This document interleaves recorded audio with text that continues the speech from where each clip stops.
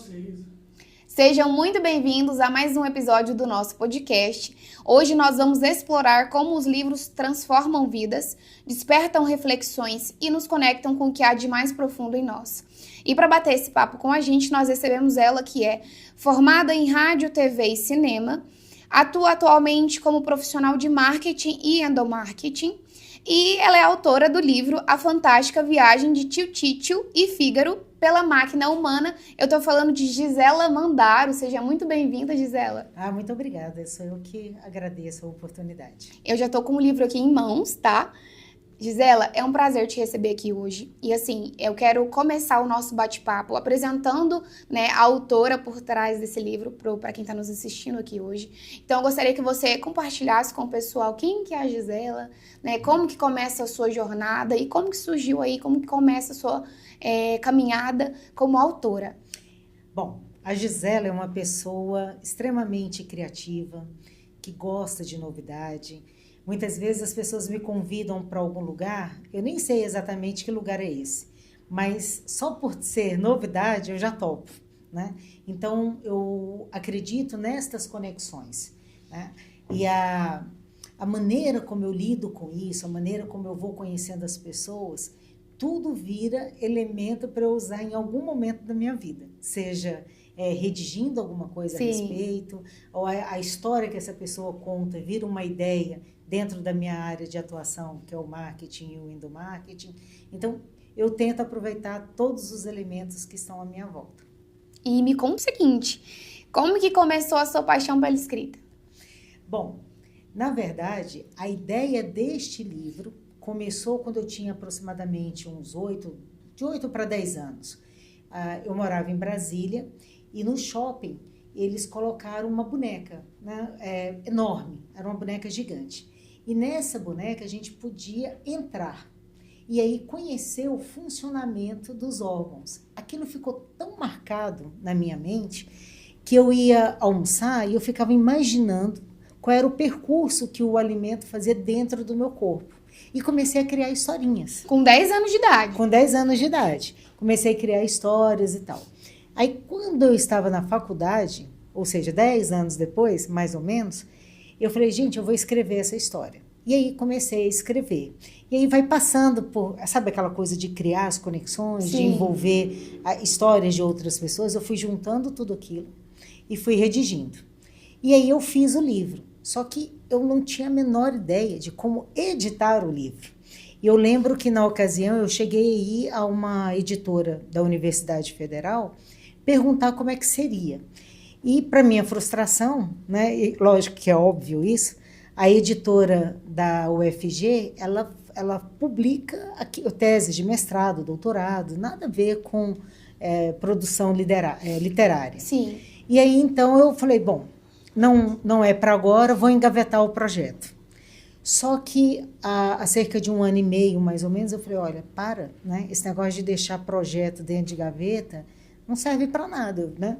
Não tinha pretensão de virar um livro comercial, eu não tinha pretensão de me lançar no mercado como autora. E aí o que eu fiz foi organizar a publicação e falei, olha, vou fazer uma tiragem mínima, que era mais por uma questão de realização de sonho. E foi o que eu fiz. Só que aí a história tomou um outro rumo, entendeu? E eu gostaria de navegar com você sobre esse outro rumo também. Certo, claro. Então, eu quero que as pessoas entendam, quando que nasceu, e aí a gente conhece aqui essa história que nasce aos 10 anos, que 10 anos depois ainda repercute na sua vida, que te marcou de fato, sim, sim. As dificuldades que você enfrentou, até que você pudesse, de fato, lançar mesmo, publicar esse primeiro livro. E aí conta pra gente sobre esse outro rumo. Qual foi, o que sucedeu, após a publicação do seu livro, que te marcou e que foi surpreendente para você? Bom, é importante a gente dar um passo para trás, né? Quando a gente fala em publicar uma história, na verdade falta muita informação. Olha, é só escrever, né? Quais são as etapas da publicação de um livro? Aí, no meu caso, como é um livro infantil, faz todo sentido ter ilustração. Onde que você acha esse profissional? até qual é o desenho que vai de fato, né, a linha de desenho daquela pessoa vai de fato te tocar Sim. a ponto de você olhar e falar assim, não, era essa cara que eu queria dar para os meus personagens. Então vem um longo processo nesse sentido. E aí, quando eu comecei a entender, existe um fórum goiano de mulheres que produzem arte, e dentro desse fórum há uma pessoa que já publicou diversos livros. E ela falou assim, Gisela, eu consigo fazer o trabalho de revisão da língua portuguesa para você. E aí eu falei, então ótimo, vai me ensinando quais são as etapas, quanto é que custa isso, porque eu não tinha a menor noção. Sim. E daí eu tenho uma colega que nós fizemos um curso juntas e ela me falou na ocasião que estava abrindo uma editora. Aí eu bati na porta da Larissa. Larissa, olha, eu tenho um projeto assim, assim. Ela falou, não, vamos demais fazer isso. E até então era só para que eu pudesse realizar o sonho. Sim. Só que a partir do momento que eu lancei o livro, uma nutricionista comprou e começou a ler e ela falou assim, gente, isso aqui é muito bom para eu trabalhar no consultório. E ela passou a usar o livro para mostrar para as crianças a importância da higiene, a importância de ter uma alimentação realmente saudável. Isso a gente escuta todo dia, mas para a criança, ela foi entender exatamente o que isso significa no combate por exemplo, tem uma passagem do livro que mostra a máquina humana doente, ela está gripada.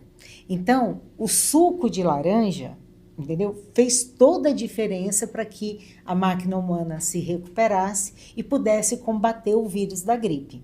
Então, a criança entende a razão pelo qual ela está se alimentando com A, B ou C, entende? Ela vê isso funcionando dentro do organismo. E a nutricionista percebeu isso, publicou nas redes sociais dela, e aí vários nutricionistas, né, do nosso país começaram a adquirir o livro. E muitas estão usando com esse fim. Então, assim, quando você escreve, até então a ideia é sua. A partir do momento que você lança, você não faz a menor ideia do que vai acontecer. Do que vai acontecer. E para minha surpresa, é muito bom saber que o projeto não era só a realização de um sonho. Hoje ele ajuda pessoas a se recuperarem de algum tipo de transtorno alimentar, sabe? E é isso que dá uma satisfação muito grande para mim. E eu acredito que isso deva ser assim, uma recompensa gigantesca para aquela menina que, de fato, não engavetou o sonho, né? Não engavetou esse projeto que nasce lá atrás, ainda quando criança, né, Gisela? E que numa jornada aí muito extensa, né, vou conseguir tirar isso do papel, buscando ajuda aqui e ali, você consegue tirar o seu livro do papel. E ainda sobre ele, eu gostaria de saber mesmo, que você compartilhasse aqui com a gente, qual foi a inspiração para o título dele. Então, a minha família é italiana, né? Então, o meu apelido em casa é Títio. E o do meu irmão é Fígaro, né? Então, foi uma homenagem ao meu irmão, que a gente, né, sempre se deu muito bem. E eu acho que o nome chama atenção também. Como não faz parte do vocabulário, né, da nossa língua, era uma forma de chamar a atenção. E a questão da fantástica viagem é porque, de fato, quando o alimento entra, né, no corpo, você imagina quantos nutrientes podem ser aproveitados e como que cada nutriente se encaixa dentro de cada órgão, de cada sistema. Então, a inspiração foi nesse sentido, sabe? De mostrar que 2 grãozinhos de arroz, né, poderiam percorrer pelo corpo humano, pela máquina humana, com 1001 aventuras. Então, eu queria mostrar isso para as crianças. E que, de fato, é uma grande viagem, porque né? Então, assim, quando eu bati o olho, eu fiquei aqui curiosa, falei, se eu perguntar pra Gisela de onde vem essa inspiração. Realmente, não é um livro, não é um nome que você vê em qualquer lugar, né? É particular, é seu mesmo, é da sua família. E eu gostaria que você compartilhasse com o pessoal que nos assiste hoje, quais são os principais temas que você aborda nessa obra? Bom, como toda história, ela tem que ter início, meio e fim, né? A história do tio Títio, ele é extremamente curioso. Então, ele está numa feira, e nesta feira, ele vê diferentes tipos de alimentos e ele começa a se questionar. Mas será que a minha vida é só isso? Né? Eu ficar aqui na feira, esperar o cliente me convidar, né? Assim, me comprar, levar para casa dele, preparar aquele alimento. E o que acontece depois disso? Só que como ele é extremamente curioso, ele sabe que o alimento ele tem uma jornada. E ele chama o sobrinho dele, no caso, né, o Fígaro, para viver essa jornada com ele. Então, nesse primeiro momento, a gente fala sobre a questão da higiene, que a pessoa, na preparação do alimento, a importância da higiene na preparação. Aí os grãos passam primeiro pelo sistema digestivo, né? Só que no momento que eles estão no sistema digestivo, a máquina humana começa a soluçar. Né? E o soluço está um pouco vinculado à questão das vias respiratórias. E aí, à medida que ele vai entrando, ele vai buscando associar os mais diferentes sistemas que a gente tem no nosso organismo. Então, para que fique uma leitura agradável para a criança, eu tentei levar algumas aventuras. Por exemplo, tem uma passagem em que os dois grãos fazem uma espécie de debate com o cérebro. Então, o cérebro faz uma série de questões, né, para os grãos de arroz, é uma disputa, e os grãos de arroz fazem perguntas ao cérebro. Né? Então, todos de curiosidade. Então, eu acho que é uma forma da criança começar a entender por que de ela estudar determinadas coisas, né, a importância de ser curioso, entendeu? Tem um momento em que eles passam pelo sistema reprodutor e eles ficam conhecendo o feto, gente, né? A formação do feto, né? Essa questão toda.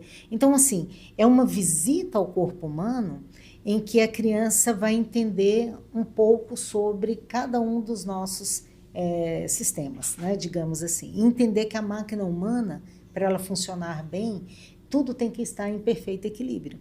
A sensação que eu tenho é que você, de fato, educa, ensina. É uma aula mesmo para a criança, mas de uma maneira muito atrativa para ela, de maneira que ela, de fato, se interesse, né, sobre o assunto.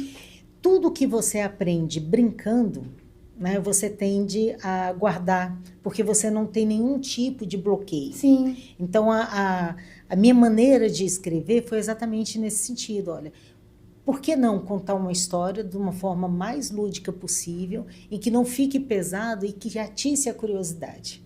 Então, esse é o sentido. Sim, e ainda sobre a sua escrita, né? A gente sabe que nasceu da experiência daquela menina aos 10 anos de idade, mas ali quando você decide escrever, qual foi, se teve, né? E se teve, qual foi o maior desafio que você enfrentou na escrita desse livro?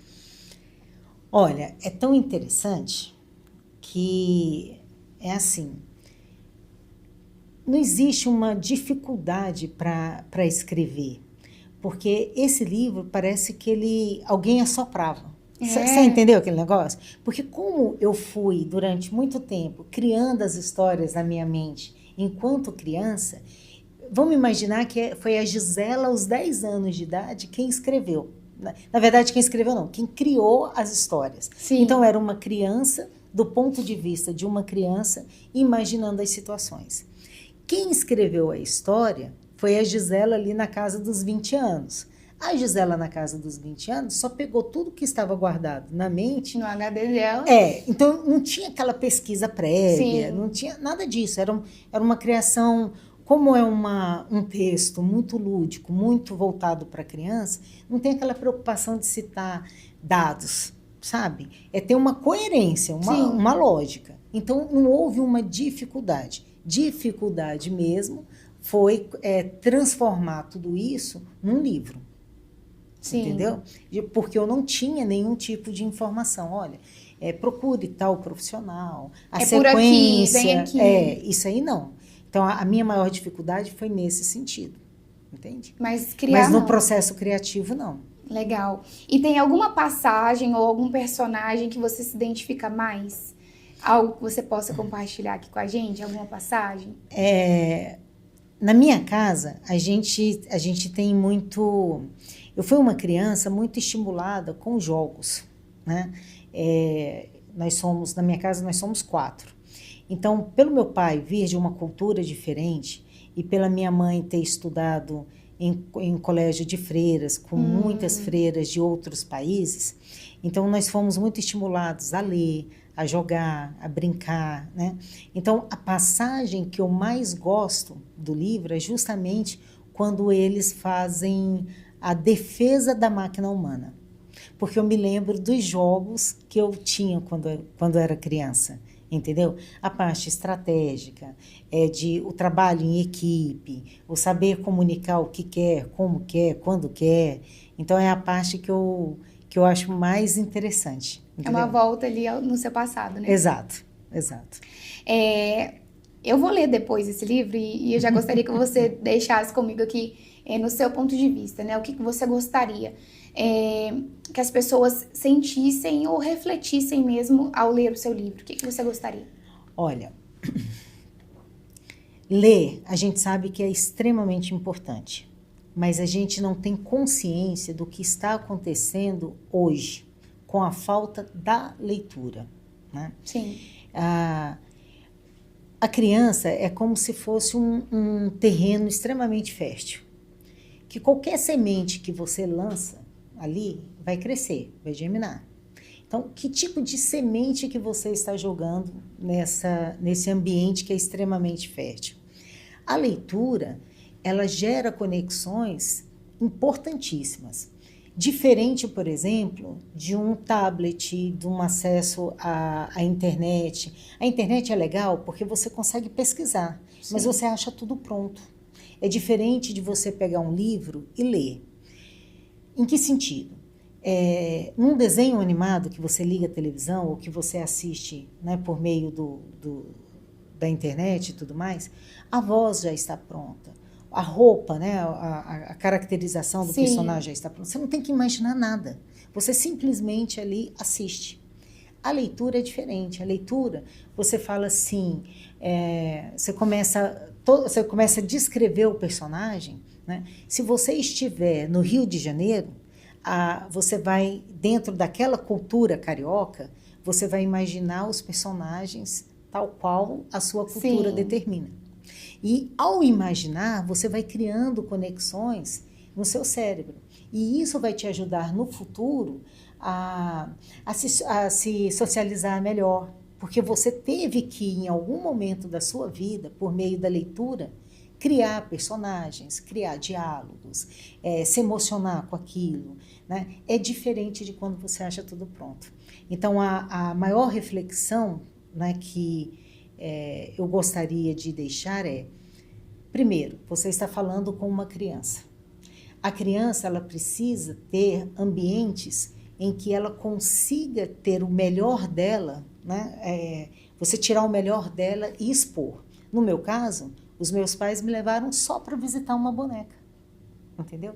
E olha o que virou dessa visita, entendeu?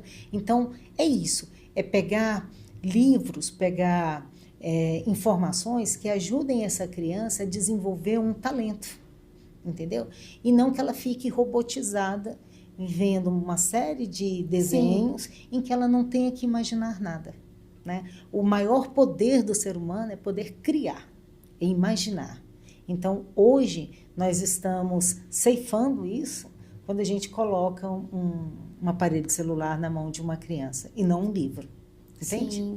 E assim, eu acho que você literalmente foi pelo caminho assim, mais certo possível, nesse sentido de contribuir mesmo com a sociedade, com esse lugar de ensinar a criança a ler, que o seu livro literalmente tem essa pegada que nós conversamos há pouco, né, de fazer todo esse processo, toda a maneira, acredito que você conduziu aqui as histórias, né, os personagens, literalmente a maneira como uma criança pensaria, como uma criança de 10 anos faria, né? Uhum. Então, acho que é uma contribuição, assim, muito rica. Esse bate-papo, no geral, eu tenho certeza que ele vai contribuir muito com as pessoas que se interessam por esse lugar de leitura, os leitores, autores e pessoas que gostariam de se tornar também, né, que estão aqui podendo aprender com você esse caminho que você lá atrás não sabia como percorrer, né? Então, vai, de fato, agregar muito com essas pessoas. E eu gostaria de passar um pouquinho aqui do seu processo criativo para agregar ainda mais, né, com quem nos assiste hoje. Então, divide com o pessoal. Existe uma rotina de escrita? Hoje você tem uma rotina? Teve uma rotina lá atrás? Como que é? Divide com o pessoal o seu processo criativo. Olha, criatividade para mim está muito relacionada à sua capacidade de resolver problemas. Então, como é que você resolve problemas, né? Tentando conviver com o maior número de pessoas diferentes possíveis, entendeu? Porque cada pessoa ela tem uma história, ela tem uma maneira de enxergar o mundo. Se você estiver aberto a ouvir, né, essas pessoas, se você estiver aberto a... Você está assistindo um programa de TV, ao invés de você assistir a mesma coisa o tempo todo, você ter a curiosidade de assistir coisas diferentes, ouvir músicas diferentes, frequentar ambientes diferentes, convidar amigos diferentes, conhecer pessoas, mas você vai ampliando essa capacidade de absorver o que tem à sua volta, né? E isso vai te dando um repertório fantástico. No processo criativo, você só consegue ser criativo se você tiver repertório. Sim. Então, é uma leitura diferente, ouvir uma música diferente, pessoas diferentes, lugares diferentes. Isso faz com que você consiga realmente ter, né, todo um acesso à informação que você depois consiga ordenar e transformar isso em escrita. No meu caso, o que eu gosto é de imaginar assim, o Anderson, né? Quem é o Anderson? E aí eu não vou perguntar para ele quem ele é, né? Eu vou imaginar, né, por meio da maneira como ele se veste, como ele anda, o que ele come. Então eu vou imaginar. E se o Anderson encontrasse agora, de repente, com um cientista, sobre o que eles conversariam? E se ao invés de ser um cientista, fosse de repente um veterinário ou um ET, entende? Sim. Então, nessa brincadeira de fazer associações ou de você simplesmente deixar o Anderson livre, né, o personagem Anderson livre para ser quem ele é, ali surgem muitas histórias boas. Entende? Entendo. E uma dor, tá, do processo criativo, que é o bloqueio criativo, né? Como que você lida? Olha, para quem escreve, para quem cria, eu acho que você tem que ter uma rotina, mas ela não pode ser engessada. Porque é a partir das conexões que você faz com as pessoas que vem realmente a inspiração para você escrever. Sim. Então, se você não explorar o mundo, eu acho que é bem difícil, sabe? Se você engessar demais o seu processo, fica difícil. O que você não pode fazer é simplesmente falar assim, hoje eu não estou inspirado, eu não vou escrever. Aí amanhã, eu não estou inspirado, eu não vou escrever. Na semana seguinte, eu não estou inspirado, eu não vou escrever. Não, é você falar assim, hoje eu não estou inspirado, mas que música que eu posso ouvir? Que pode trazer inspiração para mim. Qual é a experiência que eu posso ter hoje para que essa inspiração surja em determinado momento? Até o Einstein dizia o seguinte, que quando você tem um problema e aquilo te bloqueia, se você ficar insistindo na resposta, possivelmente o seu cérebro vai continuar te boicotando. Sim. Então, que o ideal é você lançar várias perguntas para o cérebro e deixar que ele, de uma forma subconsciente, responda as perguntas. Então, assim, travou? Vai fazer outra coisa. No fazer a outra coisa, a ideia aparece. Perfeito. Entendeu? Então, eu acho que é a melhor forma de você sair da inércia e você criar outras conexões. Maravilha, entendeu? Perfeito. E eu acho que a gente não pode perder a oportunidade de te receber aqui e te perguntar também sobre o mercado, né? Entrar um pouquinho nesse assunto com você. Uhum. Então, eu gostaria de ouvir, né? De entender como você enxerga o mercado editorial atualmente, especialmente para o mercado brasileiro, assim. Como que foi a sua experiência e o que dá para você colocar aqui para o pessoal sobre como você enxerga esse ambiente? Olha, se você for à Argentina, por exemplo, o argentino, ele tem o hábito de ler livros de bolso. São livros pequenininhos, que no momento em que ele está tranquilo, né, assim, no momento de lazer dele, ou ele está esperando tem o horário do almoço, ele está ali esperando Sim. antes de bater o ponto, digamos assim, para entrar na empresa, ele sempre saca ali do bolso o livro, ele dá uma lida.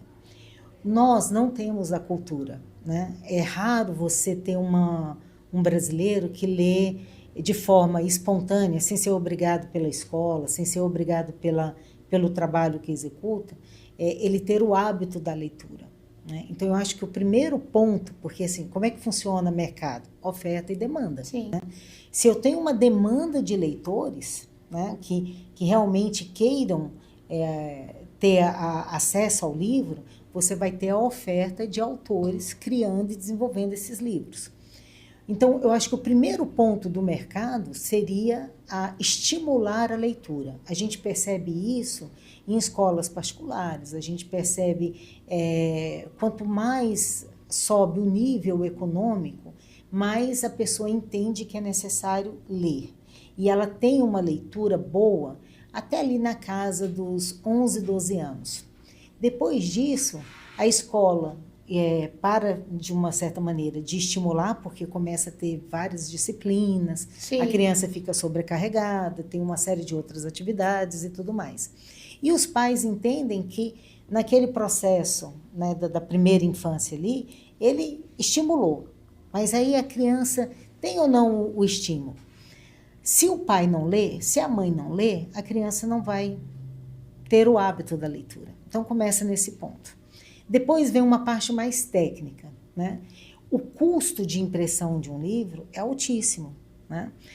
Para você ter ideia, com todas as despesas que eu tive para lançar esse livro numa edição mínima, foi um investimento de mais de 10 mil reais.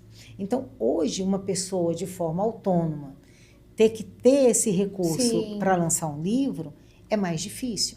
Então, falta, na minha opinião, leis de incentivo nesse sentido, sabe? De criar autores, estimular que pessoas queiram, de fato, criar histórias, né, para entrar nesse mercado.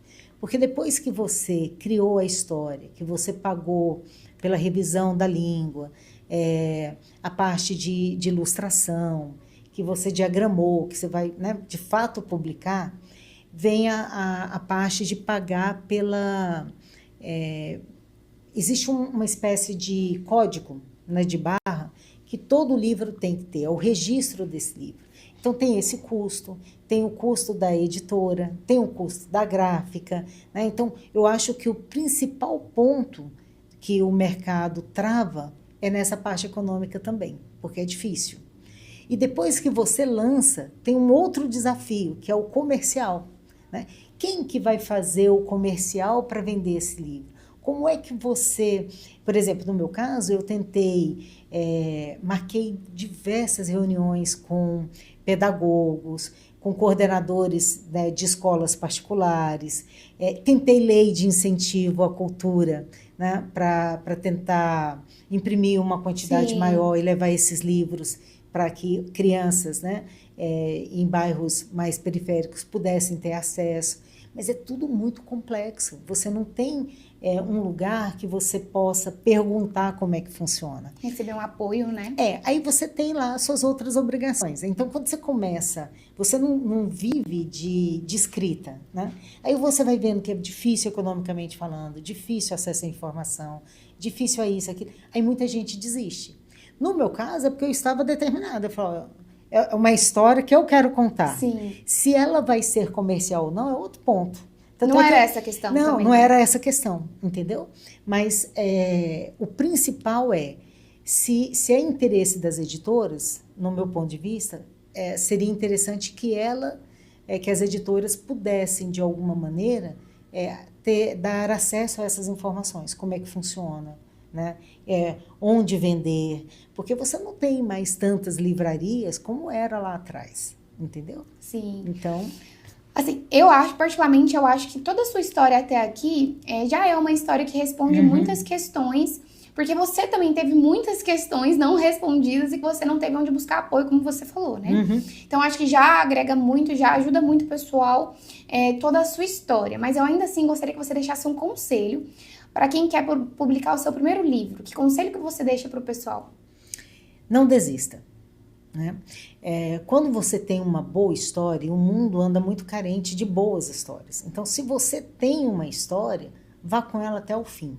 Por mais difícil que seja, por mais que não se tenha informações, que não se tenha apoio, se esse é o seu desejo, o meu levou um tempinho, né, para realizar, mas eu realizei. E essa satisfação não tem nada que pague, sabe? A satisfação de ter um sonho realizado. Eu acho que isso aí faz uma diferença enorme. E conta pra gente, tem novos projetos literários indo por aí? O que Tem. dá para compartilhar com o pessoal? Tem, você sabe por quê? Eu não tinha pretensão de que o livro se tornasse algo que, ao meu ver, realmente assim, foi grande, né? Para quem começou... Para aquilo que era só a realização de um sonho, né? Nem tinha pretensão. Sim. Ele foi muito além do que eu imaginava. E eu tenho um amigo que é muito inspirador, né? Ele nasceu numa favela em São Paulo, é uma pessoa preta, então sofre uma série de discriminações e tudo mais, mas esse meu amigo, o Tony, ele é um cara extraordinário, porque ele também não deixou os sonhos dele engavetado, né? Então eu pego essa energia emprestada do Tony, e aí eu comecei a criar uma série de pequenas histórias. Essa do primeiro livro são vários capítulos que vai até o final do livro. Sim. O outro não.